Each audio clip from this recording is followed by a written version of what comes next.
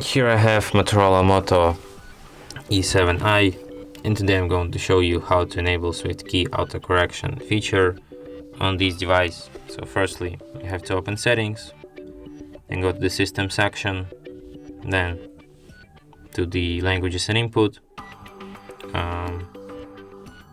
virtual keyboard, Gboard, text correction, and here you can find this option autocorrection, correct words while typing. And here you can switch it.